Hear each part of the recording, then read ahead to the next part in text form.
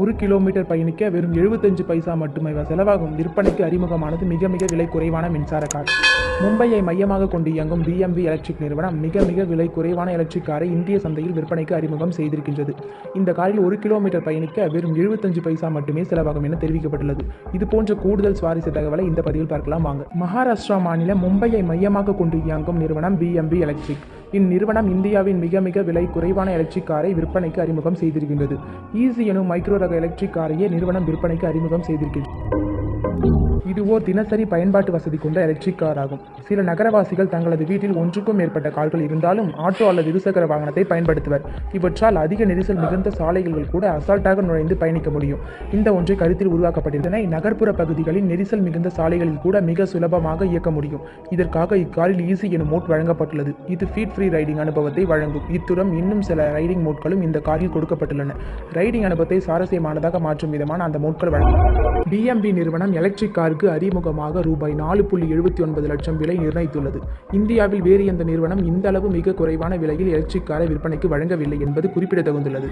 டாடா நிறுவனத்தின் மலிவு விலை எலக்ட்ரிக் காராக கருதப்படும் டியோகோ EV கூட ரூபாய் 8.49 லட்சம் என்கிற எக்ஸ் ஷோரூம் விலையில் விற்கப்பட்டு வருகின்றது.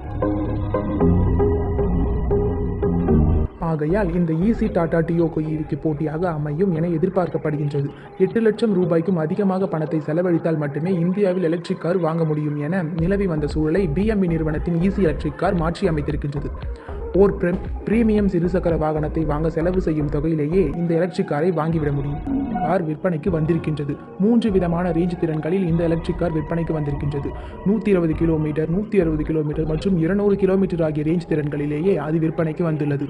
எலக்ட்ரிக் காரின் டாப் ஸ்பீடு மணிக்கு 70 கிலோமீட்டர் ஆகும். இது வெறும் 5 செகண்டுகளில் 0 இருந்து மணிக்கு 40 கிலோமீட்டர் வேகத்தில் பயணிக்கும் திறன் கொண்டது.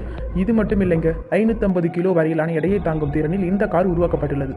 இது ஓர் இருக்கை அமைப்பு கொண்ட எலக்ட்ரிக் கார் ஆகும். இந்த காரில் 2 பெரியவர்கள் மற்றும் 1 சிறியவர்கள் பயணிக்க முடியும்.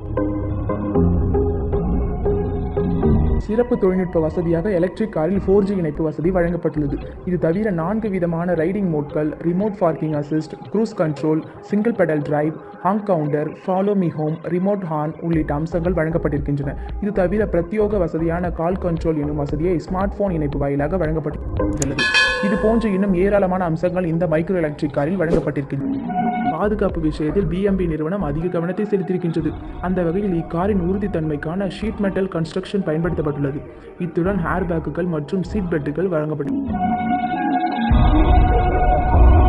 நிறுவனம் ஈஸி எலக்ட்ரிக் காரை ஃபான் இந்தியா திட்டத்தின் கீழ் விற்பனைக்கு கொண்டு வந்திருக்கின்றது. ஏற்கனவே இந்தியா மட்டுமின்றி உலக நாடுகள் சிலவற்றில் இருந்தும் இக்காருக்கு புக்கிங் கிடைத்திருக்கின்றது. அந்த வகையில் இதுவரை சுமார் 2000க்கும் அதிகமான யூனிட்டுகள் புக்கிங்கள் கிடைத்திருப்பதாக நிறுவனம் அதிகாரப்பூர்வமாக தெரிவித்துள்ளது. மேலும் இப்போது புக் செய்யும் வாடிக்கையாளர்களுக்கு 2023ஆம் ஆண்டின் மத்திய பகுதிக்குள் டெலிவரி வழங்கப்படும் என தகவல் வெளியிடப்பட்டுள்ளது. ஈஸி எலக்ட்ரிக் காரில் BMSM மின் மோட்டரே பயன்படுத்தப்பட்டுள்ளது. இந்த மோட்டரே மணிக்கு 70 கிலோமீட்டர் வேகத்தில் ஈஸி காருக்கு வழங்க இருக்கின்றது.